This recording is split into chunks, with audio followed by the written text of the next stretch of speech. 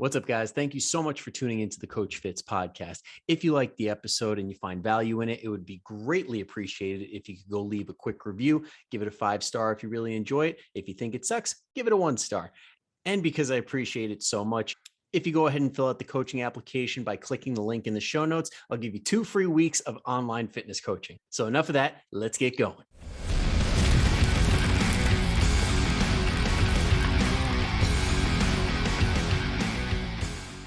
All right, guys, here we go.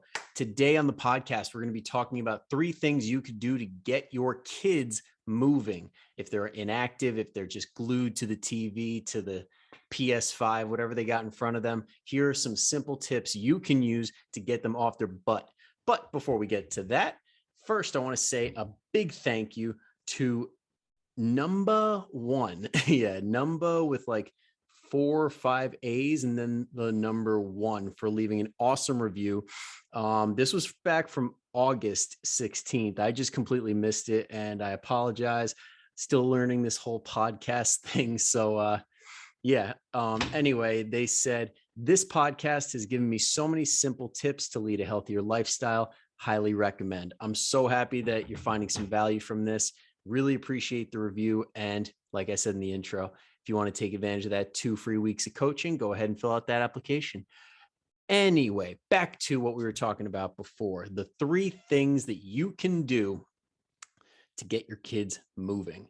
So the big overarching theme here is that your kids are not going to do it if you don't do it, because that is the number 1 thing that we're going to be talking about. Is the number 1 rule is you got to do it too. Now, you can't just sit back and say monkey see, monkey do, or whatever. You can't, or not that. It's do as I say, not as I do.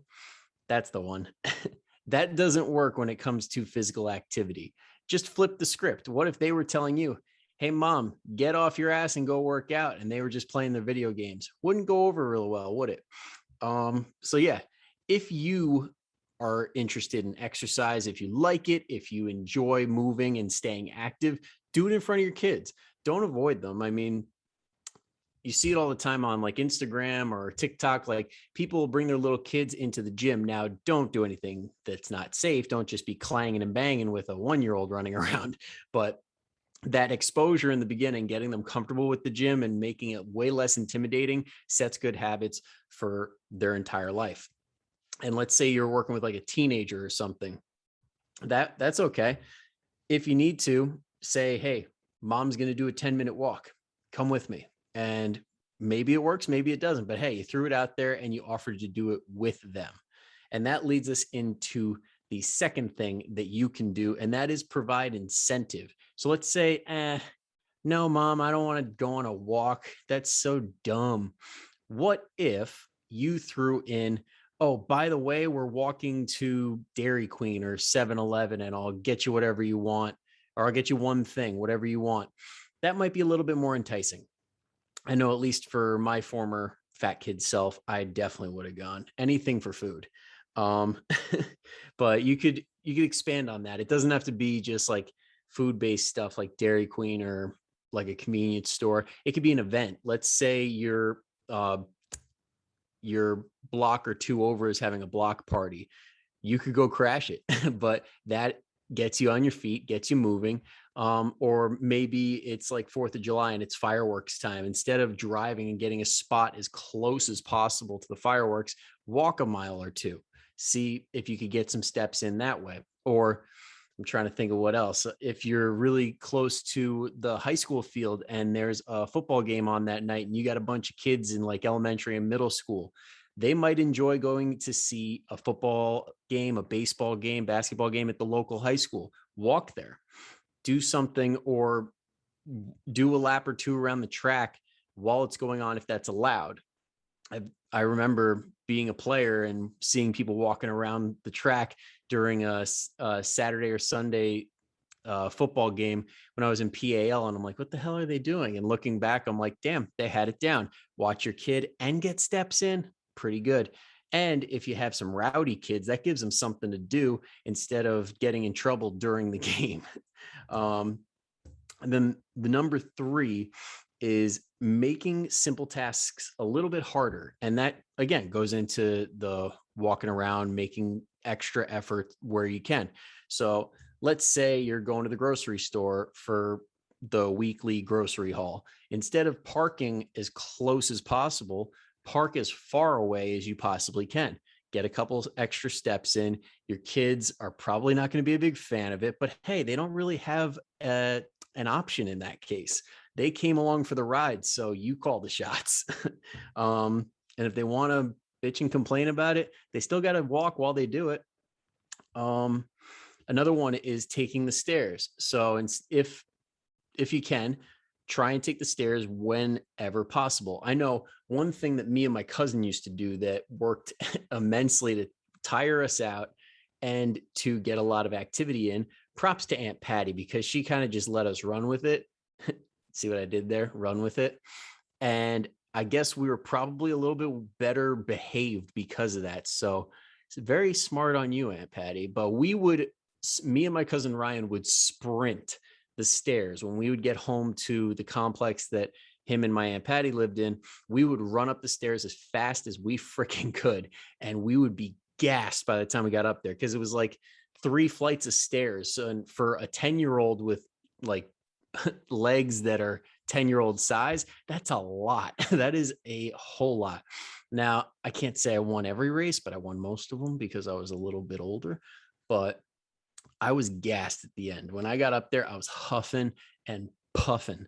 And that is more than a lot of kids get nowadays, because they're just stuck in front of the TV. They're stuck playing their games. And I get it. It's social. Like you want to be where your friends are, and totally get it. But they gotta make some time for physical activity, because that obesity rate just keeps climbing, especially in kids. So any little bit of effort, even if you don't think it's a big deal, any little bit of extra steps, maybe doing like push-ups as a family or doing some squats during commercial. I can't even say during commercials. Damn, this 21st century is really kind of making it hard. Let's say between Netflix episodes, doing like squats as a family before you can actually move on to the next episode. So you hit the pause button and say, all right, everybody's got to do 20, do it, and then move on to the next episode. And even that little bit, getting in the habit of making exercise a normal part of the day is huge down the road, because it's getting the ball rolling. It might not be perfect. Nobody has to do like an hour-long workout with their kid. It really just comes down to mini exposures so that they get a little bit excited and they want to keep going. We can't force them. I mean, you can force kids to do what you want them to do. And I've trained a bunch of kids and I've seen this. And let me just tell you that from training for 7 years, kids that went all the way up into college, they got burnt out and they were just done with it and hated this. And not all of them, a good chunk of them hated playing by the time they were in college, because exercise was a chore. And I got to that point during high school where I was training for football, but it got to be like I wasn't even enjoying it. There was no joy, in exercise, because it was viewed more like a punishment or like something that I had to do. Didn't really look forward to it, and wasn't in that mindset of, oh, I get to do this because it makes me feel better. That connection wasn't there. So the more you can make that connection where it's like, okay, we're doing this to keep ourselves healthy, keep ourselves strong, because we feel good from that. And that feeling good feeds into eating better, sleeping better, and a whole host of things, which carry over into academics. They carry over into relationships, all good stuff I would hope that we want for the future of America. So they get a little bit smarter, they feel better, they're more healthy upstairs mentally, all good stuff. So I hope that this was a little bit of a help. I know, coming from a 20-year-old, it's like, what do you know?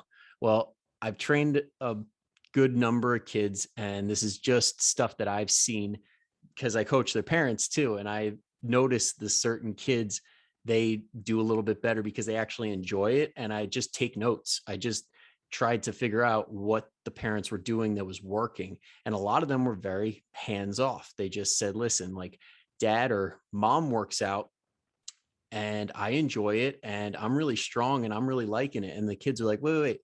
So you lift how much? Oh, can I do that? It just starts the good cycle of all those things that I just talked about. So be the role model for the kids, get that addiction to the exercise and the good feelings started, and just let it ride. Hopefully the kids will keep it for the rest of their lives, keep that lifestyle and all good things. So again, hope this helped. If you enjoyed it, please go ahead and leave that review if you got 5 seconds to do that. And if you want to take advantage of that 2 weeks of free coaching, go ahead and fill out that application in the show notes where it says click here. All right, guys, thanks for tuning in. I'll see you next time.